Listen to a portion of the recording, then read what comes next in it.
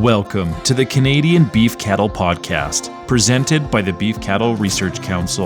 The most popular content from beefresearch.ca, available on the go. The Canadian Beef Cattle Podcast has reached a major milestone, episode 100. To mark the occasion, this episode brings together key insights, tips, and strategies from multiple past episodes into one must-listen edition. Whether you're a new producer or a seasoned rancher, this episode is packed with practical advice to help you achieve a smooth and successful calving season. This episode is titled, How to Intervene with a Difficult Calving. Calving cows out is a huge responsibility with many factors coming together to ensure a healthy calf hits the ground. A cow in ideal body condition, good breeding and genetics, and a clean environment are instrumental in a healthy calf being born. But what happens when something doesn't go as planned? What if a calf comes backwards or a leg is turned back? Producers need to be prepared to assist a cow having a difficult birth, dystocia, including the knowledge of how and when to help. This episode walks producers through the critical steps of assessing and managing difficult calvings. Take the time to prepare. Wash the cow in your hands. Cleanliness is an important step that is often overlooked, despite evidence that using poor hygiene when palpating animals can lead to long-term reproductive issues and delays in breed-back intervals. Wear gloves. Wearing palpation gloves will reduce risk of contracting zoonotic diseases transmitted from animals to humans, such as Q fever and leptospirosis. Use lubrication. Even the hair on a bare arm is enough to tear the delicate tissues of the birth canal. Proper lubrication will ensure that uterine tears and abrasions won't lead to further complications and problems rebreeding. Check and palpate the cervix. For the calf to be delivered vaginally, the cow's cervix must be open or dilated. If the palpator is finding it difficult to reach the calf or their hand is running into a blind sac, it is likely that the cow has not properly dilated. Determine the status of the calf. Decide if there is room for the calf to be delivered. Run a hand around the circumference of the calf, between the calf and the cow's pelvis. Check if the calf is alive. To determine the calf's viability, place a finger in its mouth for a suck reflex or tongue flick. The eyes can be checked for a blink, and in between the toes can be pinched to check for a response. Assess an abnormal presentation. It can often be difficult to determine if the legs coming first are front limbs or hind limbs. One simple trick to determine this is to bend the joints of the lower leg. If the joints are both bending in the same direction, they belong to the forelimb. If they bend in opposite directions, they belong to the hind limb. Correct any malpresentations. Calves that have their head pointed backwards will need to be gently pushed back into the uterus by putting pressure on the calf's chest while the cow is at rest. Once it is pushed further back and the producer has more room to work within the cow, the head can be adjusted and brought up to the pelvic inlet. This can be done by grasping the mouth with one hand or placing your thumb and middle finger in the eye sockets. Care must be taken to never pull hard on the lower jaw, as it can easily be fractured or injured.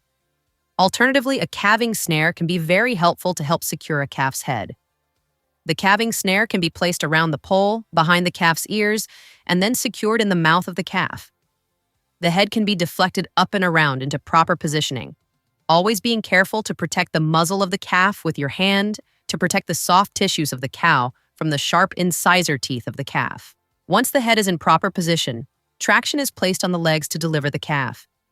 It is important to note that often when a calf presents with a head back, it is due to a lack of room for the calf to advance into the pelvis.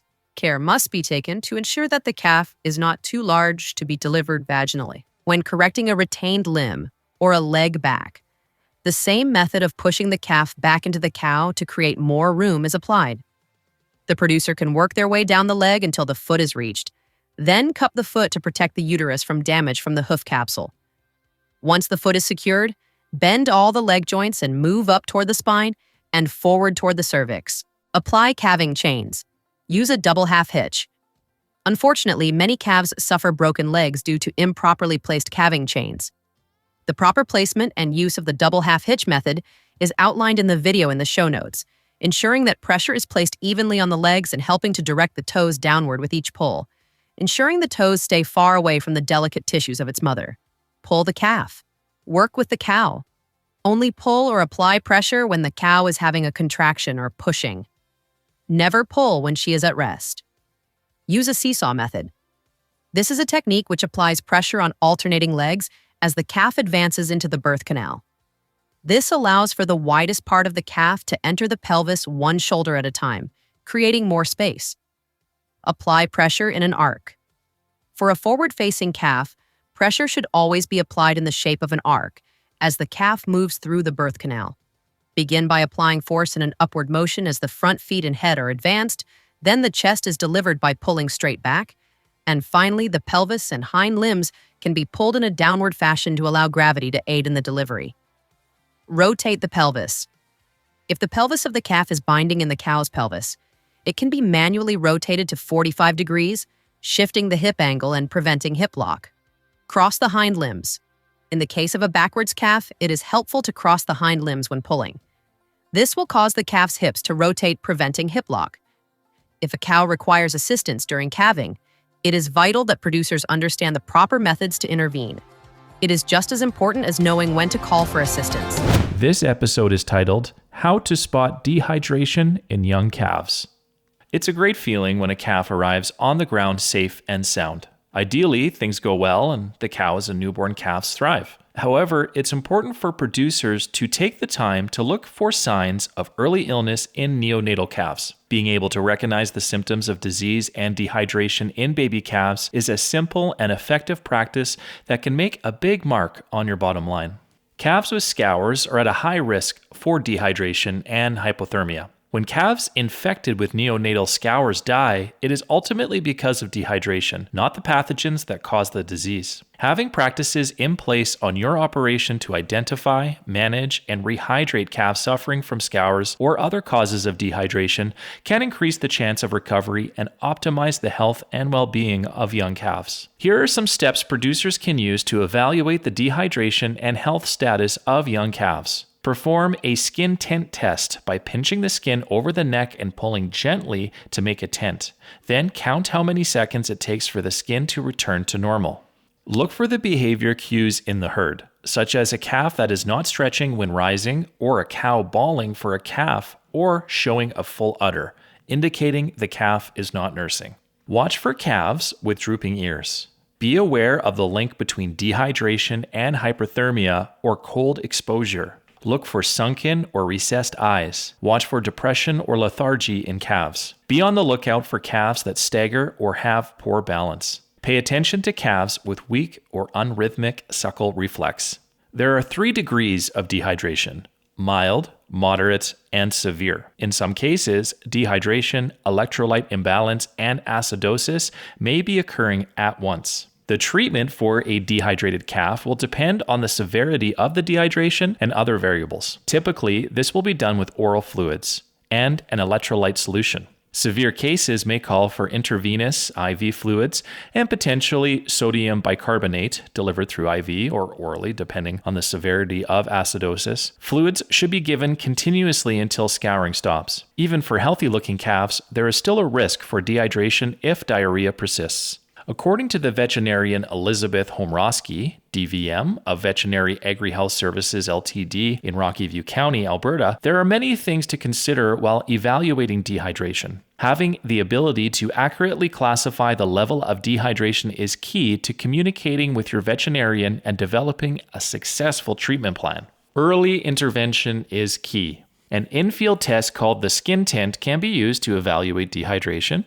In healthy calves, the skin will return to normal in 2 seconds. Anything longer is a sign that the calf is dehydrated and should be treated with electrolytes. A calf will appear normal until they're about 6% dehydrated. When calves are mildly dehydrated, symptoms such as sunken eyes and skin tent test of 2 to 4 seconds will occur. These calves will have a suckle reflex, which can be tested by placing 2 fingers in a calf's mouth to see if they will suck. Mild dehydration can be treated with oral fluids such as an electrolyte solution and have a high likelihood of a full recovery. Calves coping with moderate dehydration will spend a lot of time lying down, will not stretch when forced to rise, and have a prolonged skin tent test, 4 to 6 seconds, and sunken eyes. These calves need to have oral fluids frequently throughout the day until all symptoms are resolved and need to be monitored closely. Calves with severe dehydration will have a skin tint test that lasts 6 or more seconds. These calves will be unable to stand, have extremely sunken eyes, and will require IV fluids with the help of a veterinarian. These calves, if they recover, will be likely to have health problems such as pneumonia, recurring scours, and other problems in the future. Most electrolyte solutions are designed to replace the electrolytes that are rapidly leaving the calf's body due to diarrhea. Be sure to select a product that contains sodium chloride or salt, potassium, an energy source like glucose, and amino acids like glycine or alanine. Other ingredients may include aconate or propionate to help the calf retain sodium and water, correct electrolyte imbalances, and potentially prevent acidosis. Work with your veterinarian to choose an electrolyte product that will work for you.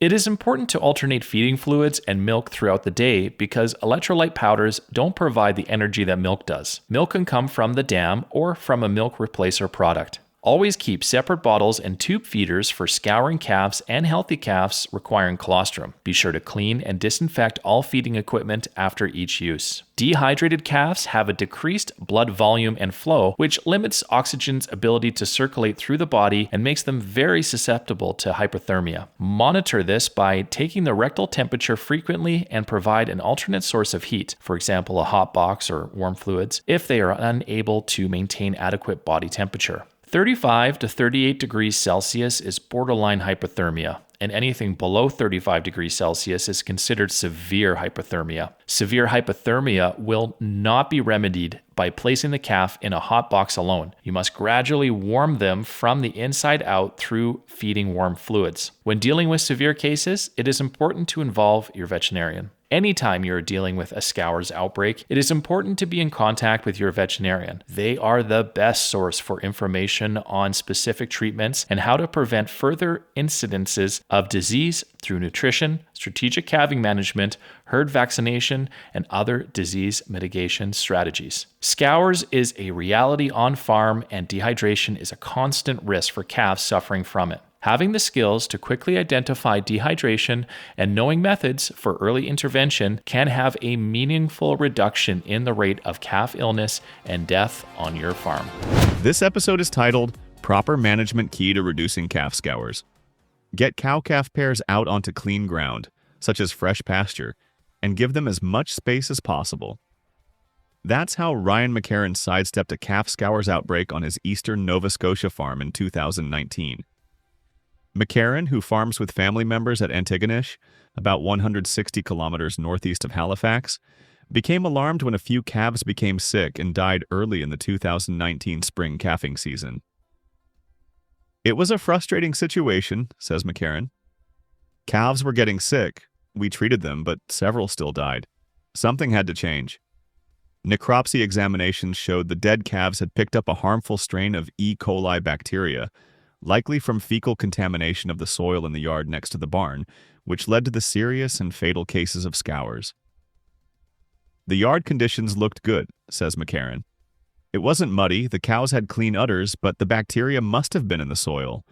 As soon as we realized the problem, we moved everything out onto fresh ground and made sure they had as much space as possible. And as cows calved, we'd keep moving them to fresh areas. We also made sure calves were up and sucking and getting colostrum. Getting cows and calves out to pasture solved about 98% of the problem. If we did have a sick calf, we'd treat it and keep it away from other calves. The McCarrons run a commercial cow-calf herd of between 150 and 180 head, depending on the year. McCarron says while he only has so much pasture and hayland, he was practicing his version of the Sandhills calving system by moving cow-calf pairs to fresh ground and away from cows and heifers that had yet to calve. McCarron's relatively simple approach in dealing with scours is exactly what veterinarians across the country recommend as a key management practice for reducing the risk of calf scours. It isn't the only management tool to keep calves healthy, but keeping animals clean and dry on well-bedded calving grounds or on fresh pasture during the calving season is an important part of reducing disease risk. To further improve future calf management, McCarron delayed the 2019 breeding season, so cows will start calving in early June 2020 instead of May. He says the weather can be a bit more unpredictable in early May, and most pastures aren't quite ready for turnout. With June calving, the grass will be ready, so cow-calf pairs will have plenty of clean, fresh ground available. And since we finish our cattle, we don't have to worry about calves being a certain size for the fall calf sales, he says. Calf diarrhea, Scours, is the primary cause of death in calves from 2 to 30 days of age. Scours can be caused by pathogens such as viruses, bacteria, and microscopic parasites. Most of these pathogens do their damage in the intestinal tract. Several mechanisms go to work there, all of which cause diarrhea or scours. Rotavirus, coronavirus, and cryptosporidium, crypto, can be carried by healthy heifers and cows and are shed into the environment in their manure. Cryptosporidium is particularly troublesome because no effective treatment nor vaccine is available despite extensive research. Bacteria such as certain strains of E. coli and Salmonella invade the deeper layers of the intestinal lining, rapidly destroying it, with the infection causing release of blood and mucus into the diarrhea. If cattle calve in the same area year after year, the soil can become contaminated with scour-causing pathogens. Newborn calves often pick up the pathogen from feces of other animals and from contaminated soil and water. While not all calves will become sick, their guts can serve as pathogen multipliers. These calves shed an increasing load of pathogen onto the calving ground. Then younger calves come along and pick up the heavy load of the bacteria. The dose load of pathogens overwhelms the calf's ability to resist disease, and suddenly the beef producer is dealing with a bunch of sick calves. In southwest Ontario, Jenna Funk, a large animal veterinarian, has 2 key management tips for producers looking to keep newborn calves healthy. First, keep cows and newborn calves as clean and dry as possible. And second, don't mix young and older calves. I don't think you can use too much bedding, says Funk. It is particularly important to keep newborn calves clean and dry. You don't want them to be in mud or to get cold, wet, and chilled. Move them onto concrete flooring or higher ground with well-drained soil and provide lots of bedding. If a calf gets cold, wet, and chilled, it weakens their immune system and they are not able to fight off bugs. She also urges producers to keep newborn calves separated from older calves. Keep them in like-age groups as much as possible, she says. If you have day-old calves, for example, don't mix them with calves that are more than 2 weeks old. Newborn calves commingled with older calves, particularly if they are concentrated in a relatively small area, and particularly if weather conditions are cool, and wet is really the ideal scenario for the development of a scours outbreak in a cow herd. By keeping the more vulnerable newborn calves on clean ground away from the 2-week and older calves that can be a reservoir for infectious causes of scours, the risk of a scours outbreak is greatly reduced. In southern Alberta, Steve Hendrick, veterinarian with Coaldale Veterinary Clinic, says a herd health program that includes scours vaccines for cows and heifers can be effective in helping reduce the risk of calves getting sick. But at the same time, it is no silver bullet either. Proper management and production practices need to be applied as well. Vaccines can be quite effective, and we've probably seen more uptake in producers vaccinating the first and second calf heifers, says Hendrick. The longer cows have been around, it is generally expected their first milk, their colostrum, will probably carry more of a punch in terms of providing calves with disease immunity. With younger cows, the colostrum may not be as good, or the calf may not get as much. So the vaccination program provides some insurance to enrich that colostrum. Depending on the product used, the primary vaccination is administered anywhere from 2 to 4 and even up to 8 weeks before calving, with a booster shot recommended before calving. Producers need to consult with their herd veterinarian to decide if or which scours vaccination program is right for their farm. While a scours vaccine is one management tool, Hendrick emphasizes the importance of also applying proper management. Keep a designated spring calving area separate from the winter feeding area just to minimize the amount of manure and risk of disease contamination. If there's a snowstorm during calving season, Hendrick has seen producers use a tractor to blade snow off areas of the calving field, so cows and calves have a relatively dry place to lie. Applying bedding to cleared strips is also a good idea. And somewhat as a biosecurity measure, if a sick cow is being treated on the farm, don't put her in the calving area. It's tempting because it is handy, says Hendrick. A sick cow could have something infectious that could be transferred to calves. Cheryl Waldner, professor at the Western College of Veterinary Medicine in Saskatoon, says however it is achieved, The main objective in reducing the risk of scours is to minimize the environmental exposure to fecal contamination. Have clean cows. Calving in a clean area. There is no one single approach that works, says Waldner. Keeping the herd and calves healthy involves applying proper management in several areas, particularly during that critical first couple weeks of a calf's life. Waldner says the big picture of producing healthy calves starts with proper bull selection to produce a vigorous calf at birth. And she points out it is also important to ensure cows are fed a proper ration and maintain a proper body condition heading into calving season. Part of that includes supplying cows with proper vitamins and minerals, says Waldner. Particularly in a dry growing season, vitamin A and E can be deficient in forages, so producers need to be vigilant that cows are receiving sufficient vitamin A and E in the weeks and months before calving, so it can be passed along to calves in the colostrum. Keeping the herd and calves healthy involves applying proper management in several areas, particularly during that critical first couple weeks of a calf's life. Waldner emphasizes the importance of getting good quality colostrum into newborn calves within the first hour or so after their birth. Recommendations can vary, but a good starting point when intervention is necessary is to ensure the calf gets at least 1 liter of good quality colostrum within 4 hours after birth, and then either nurses from its dam or receives another liter of colostrum before it is 12 hours old. Waldner says when dealing with first calf heifers that are mismothered, or in the case of twins being born, for example, calves may need to be supplemented with a high-quality powdered colostrum product. There are several good quality colostrum products on the market, she says. They aren't perfect. Not as good as fresh colostrum from the cow. But at the same time, when fed to newborn calves in need, they will literally save lives. Veterinarians recommend feeding calves colostrum, which contains anywhere from a minimum of 100 grams of immunoglobulin G or up to 200 grams. The best source of supplemental colostrum is from within your own herd.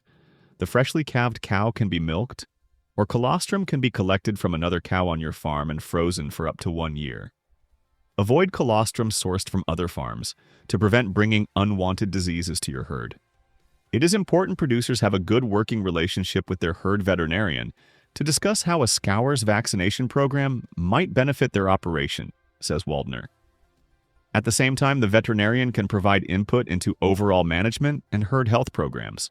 Vaccines can be effective, but there is currently no vaccine that will, by itself, override a serious disease challenge from management or the environment. This episode is titled Calm, Cool, and Collected. Prepare for a smooth and healthy calving season. As calving season gets underway for Canadian beef cattle producers, an abundance of sleepless nights can be expected to come with it. Cows will be calving around the clock, leaving little leeway if anything goes wrong. Careful planning becomes important, not only to help calves hit the ground healthy, but also in benefiting producers, both physically and mentally, when dealing with the stresses of the calving season. Cynthia Beck, an active cattle rancher, provisionally registered psychologist in Saskatchewan, and volunteer director for Sask Ag Matters Mental Health Network, says that taking time to prepare prior to the busy season is well worth it. She says, for many producers, myself included, we run into a tough time at calving, and I think most of us attribute the difficulty to stress and exhaustion. Yet, not many producers know there are things we can do to proactively help ourselves get through calving while maintaining both our physical and our mental health. So what you can do is take time to prepare. Beck, along with her husband, manages a 400-head cow herd in southern Saskatchewan. Taking the time to be prepared can decrease a lot of the stress and workload of this busy season, she says. It can be as simple as taking 10 to 15 minutes to locate the necessary accessories needed to assist with a difficult calving, disinfecting this equipment and storing it in a central location that everyone is aware of. Test tools such as flashlights and make sure that the calf puller is working correctly. Preparing calving sites ahead of time reduces the workload when calving starts and benefits by helping maintain cow and calf health. Given that calving facilities have not been in use in the past 9 to 10 months, it is definitely recommended to check all equipment and fix any items that need repair. Calving facilities should be clean and dry with sufficient lighting. And things like adequate wind protection should be provided along with fresh bedding, as wet, muddy conditions create a stressful environment for both cow and calf. Likewise, pathogens such as those responsible for scours can accumulate in these type of conditions. Have enough bedding brought in or put up and stored in an easily accessible location. The availability of feed and bedding has been a challenge in recent years for producers in some parts of the country due to extreme weather conditions or drought. However, clean and dry bedding is an important aspect of biosecurity during calving. For producers in the winter months, it is essential to have a plan in place for warming calves during cold weather. Cold, wet conditions can quickly lead to hypothermia. Therefore, having the equipment and tools on hand to deal with this type of situation can quickly minimize calf losses. So calves are born with virtually no immunity of their own, which means that they must receive their initial immunity from antibody-rich colostrum. Therefore, a newborn calf must receive adequate colostrum within the first 12 hours of life. Having necessary supplies, such as colostrum supplements and/or replacements on hand, Beck says, will help alleviate some of the stress, as many producers have long distances to travel to purchase these items. Now, it is important to support the number one farm asset.